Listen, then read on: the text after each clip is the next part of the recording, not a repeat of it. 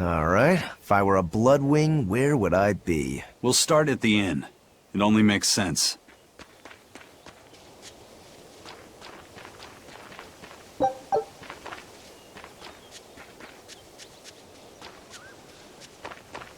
Raspberries, strawberries, blueberries, they all grow in abundance around Stonebury. We even have a fairy tale about it. One day the ground was covered with so many fallen berries, they all became stones. Stoneberries. Is that how the town got its name? The spelling has changed some, but yes. Berries are an important part of this village. We harvest local berries to make jams, pastries, gels, and all sorts of sweets. Berry-flavored gels! I've never had one. We've exported our jam and fruit for a while now, but our raspberry gels are still being perfected. Aw, rats. Are the vegetables growing in that field special too? I don't think I've ever seen anything like them before. You've got sharp eyes. But that's right. They're a rare species of wild potato. They're red and they're called radish bells. We discovered them in the mountains nearby. Sadly, the potatoes are actually highly poisonous. Really? But they look so good. They do. But the skin and the sprouts are toxic. If you aren't careful when removing them, it's Poisonville for you. Deadly poison aside, they're sweet, fluffy, and go great with butter. And when they're fried nice and crispy, they're the best. So just skin them and sell them. What's the problem? Yes, we've thought of that, but the way they are now, you have to peel off quite a bit before you get to the edible part. Peel one as big as your fist, and all you get for your trouble is a bit of meat the size of an egg yolk. That's why we're selectively breeding them. One day, they'll have only a thin layer of poisonous skin. Why not breed them to get rid of the poison altogether? With no poison, bugs will eat them, and they'll be more vulnerable to cold and heat. With potatoes, as with people, getting rid of everything harmful isn't always for the best.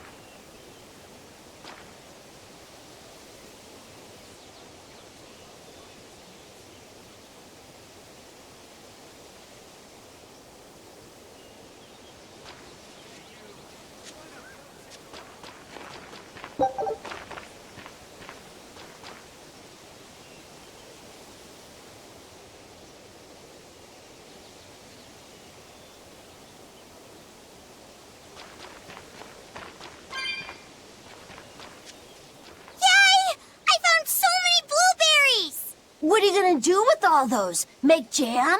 I'm going to feed them to my chickens. That way they'll lay eggs with purple yolks. What? You know that won't work, right? It sure will. The color of yolks change depending on what a hen eats. My grandma taught me that. Actually, we always feed our chickens corn. Is that why their yolks are yellow? What are you gonna do with purple eggs anyway? Tourists are coming from the capital again, right? I bet they've never seen purple eggs, so I figure I could sell them for a lot. Maybe I can even make our village famous! You've thought this out. But will they really sell? You know what they'd make, right? Purple fried eggs, purple omelets, purple egg fried rice. Hey, would you want to eat a purple omelet? Strange things sell, right? You don't have to be so mean just 'cause you can't think of a better idea. Oh, sorry. Here, let me help you. Fine. Go catch a whole barrel full of jewel beetles. If we feed them to my chickens, we'll get eggs with yolks like shining jewels. I really wouldn't want to be your chickens, but... okay. What a carefree village. But you know, this is what really makes humanity amazing to me. Attempting the impossible. Reaching for the stars, just as a matter of course. Aye. Though we may stumble countless times on our way, we can achieve anything we put our minds to. Attempting the impossible, huh? That's all well and good, but there are some lines that should never be crossed. Purple eggs. Ugh.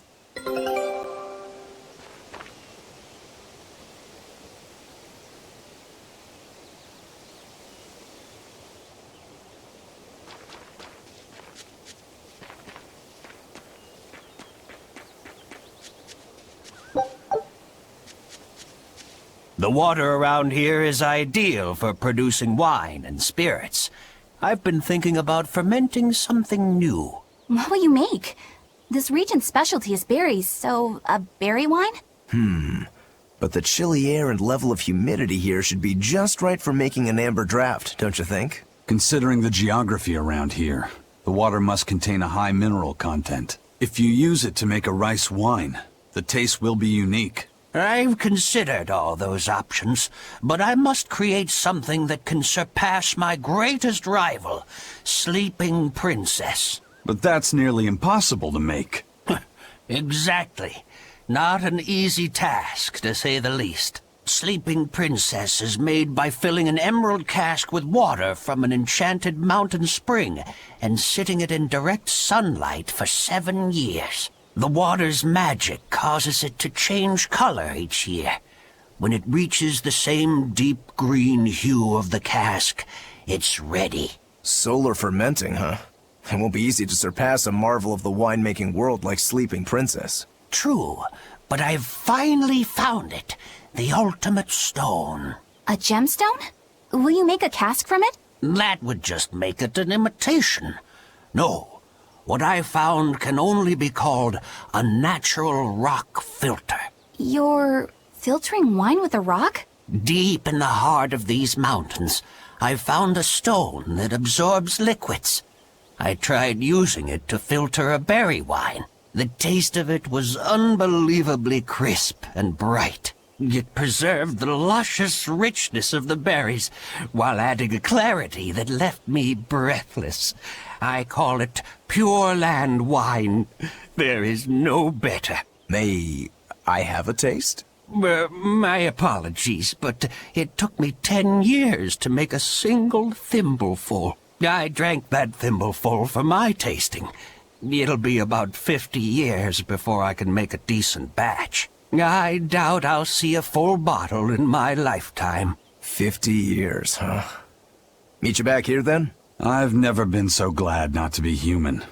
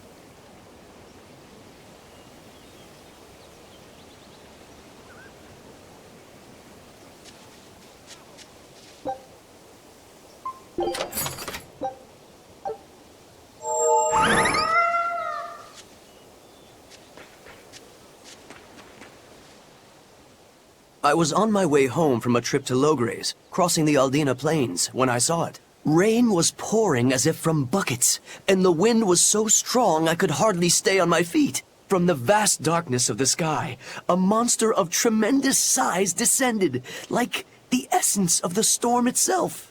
A huge flying demon? At that moment, a group of exorcists leapt out from their hiding spots and began to battle the demon beast. But it met their swords with its fearsome horns, and a swipe of its tail threw the noble exorcist's back. Horns and a tail? Where did the demon go? I couldn't tell you. I was so frightened, I ran away and never looked back. I hope the Abbey can get rid of it, but the beast took out 3 exorcists with a single blow. Come to think of it, another person was there too. He faced the demon and told it to stop. Zavid. If you're going to the Aldina Plains, you'd better be careful.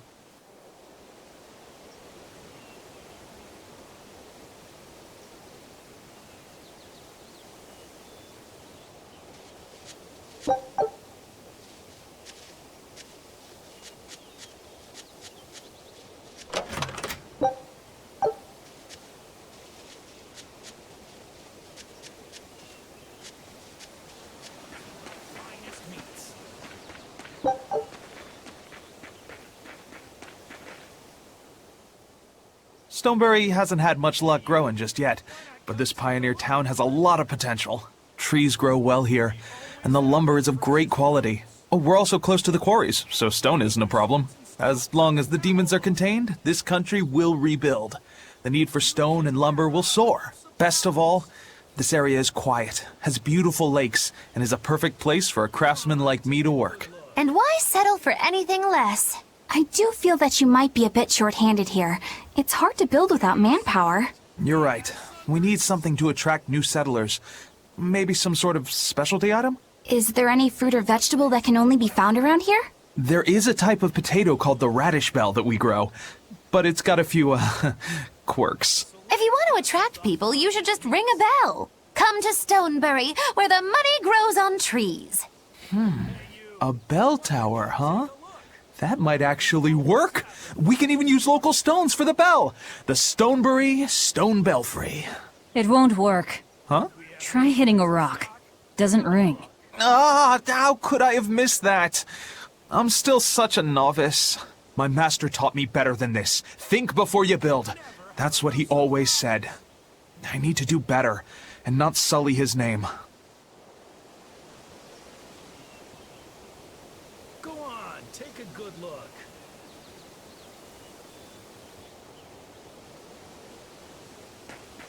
You need some...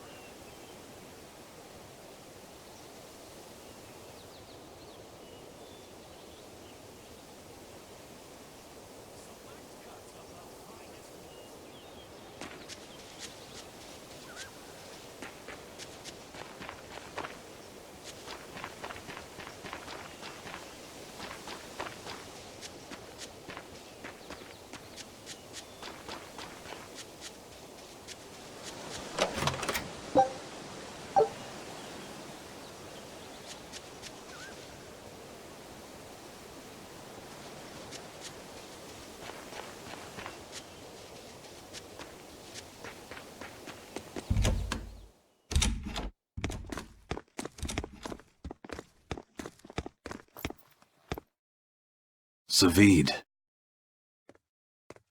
Well, hello, sailor.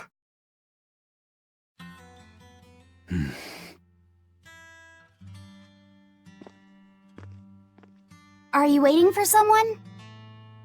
Nope. Just saying a prayer for someone. Someone? Let's go. Clearly there aren't any bloodwings here. You're just going to leave? I'm right here. Everybody has times they need to be alone.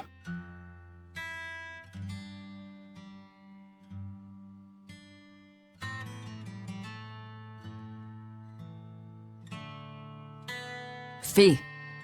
Right, coming.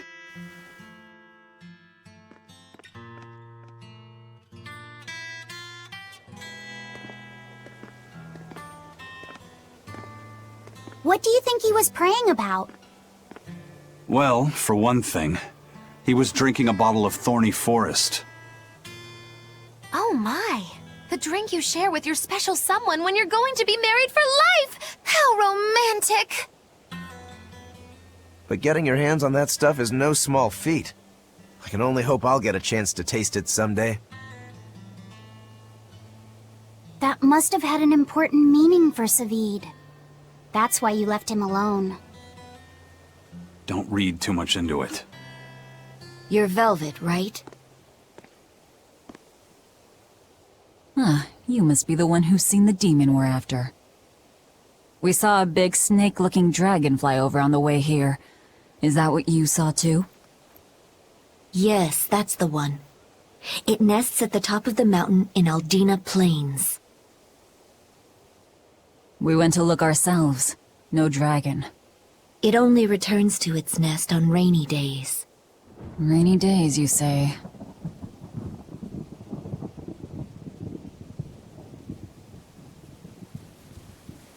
Oh, just look at what you went and made the weather gods do. This doesn't bode well. Not at all.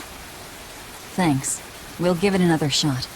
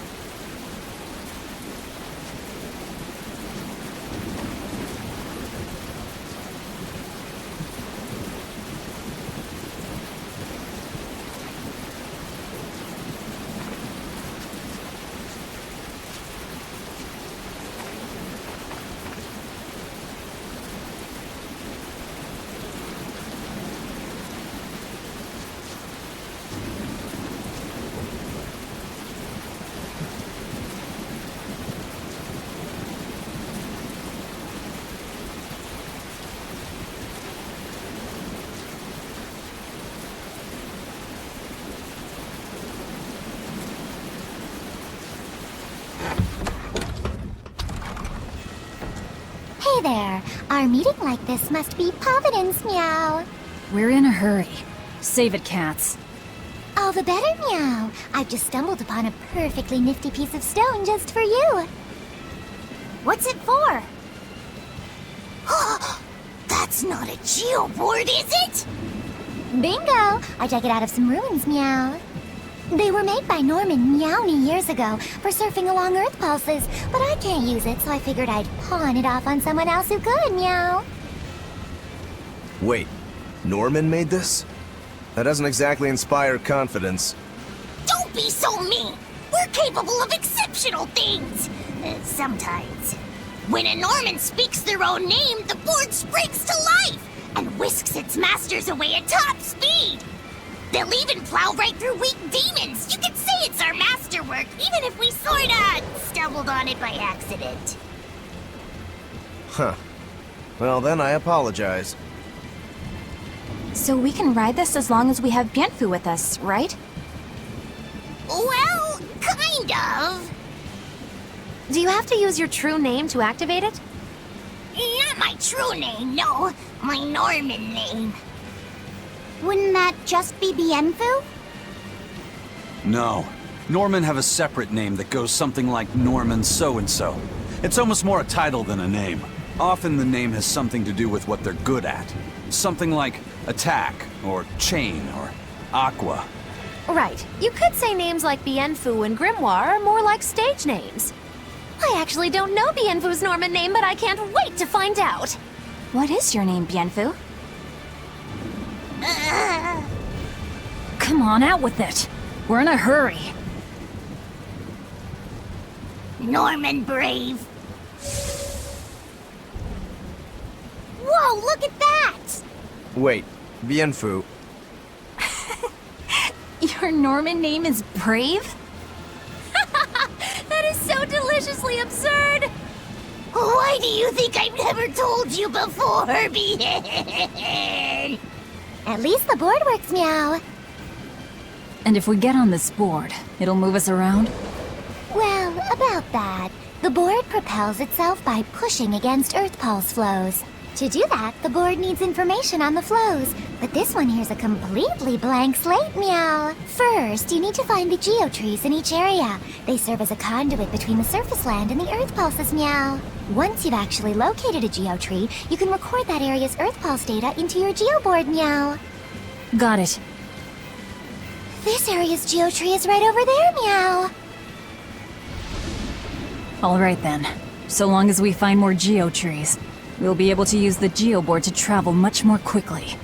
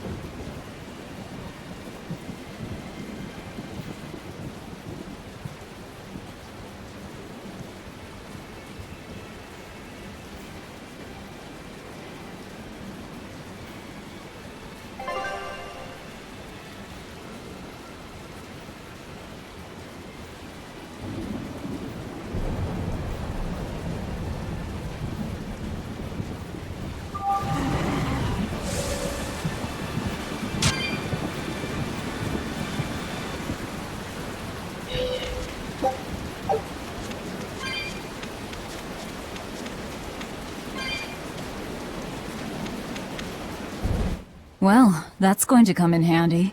Yeah, and it's a lot of fun to ride, too. I could get used to this. I'm so worn out. I feel like I had to sprint the whole way here. Huh. It seems like operating the board saps a lot of energy from Bienfu. Even still, this board gives us a strategic advantage. Brave here will just have to bear a little exertion now and then. Yeah, Brave. Buck up. I believe in you. Be brave.